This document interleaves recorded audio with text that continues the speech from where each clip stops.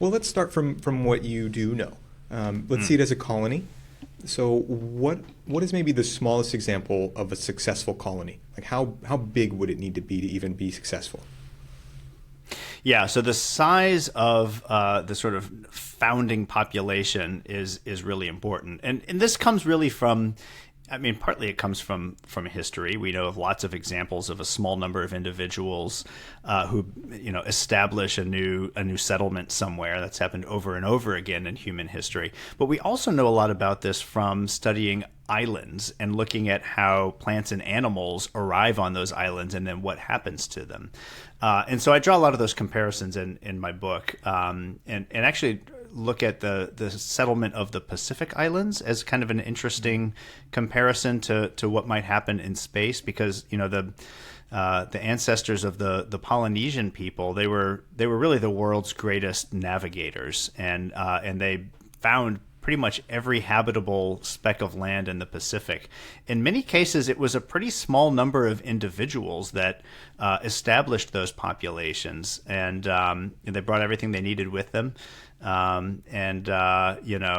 made it to places as far and isolated as like Hawaii and Easter Island. So it doesn't have to be a large number of individuals, but the larger, the better in terms of chances of survival. It's not only just the size, though. It's also the composition of those groups that matters. And we know this from studying a lot of island evolution.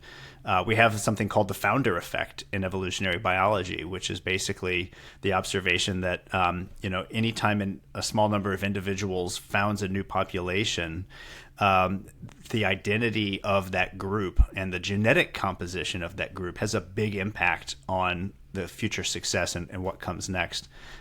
They tend to lose genetic diversity. Basically taking a small number of individuals from a larger group and plopping them somewhere new. They're unlikely to represent the large group that they come from.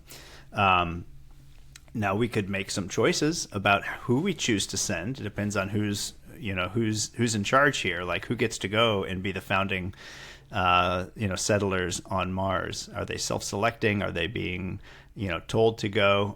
You could imagine a lot of different scenarios, but the genetic diversity of that founding population ends up being really important. So it's the number of individuals, but also how genetically diverse they are. And the more diversity, the more likely that population is to not just survive, but to be able to adapt to conditions in the future.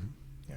Is there a ballpark and order of magnitude of how many people it would take to start a successful colony on Mars? Yeah, there has been a number of attempts to try to estimate this, and they vary widely. Some have said as few as 100. There's more that are sort of like in the ballpark of 10,000 to 100,000 individuals.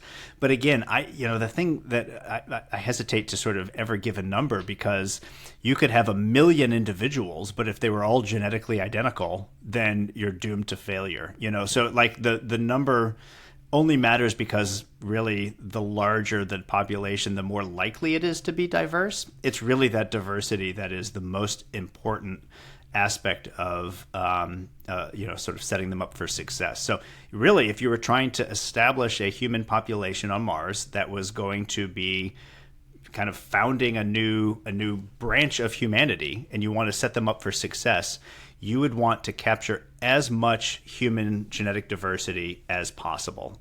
You would want to have it be global. You would want to have actually, one of the things you would want to have is a lot of representation from the continent of Africa, because if you look at how human genetic diversity is distributed across the planet, there's actually more genetic diversity in Africa than in the rest of the world combined.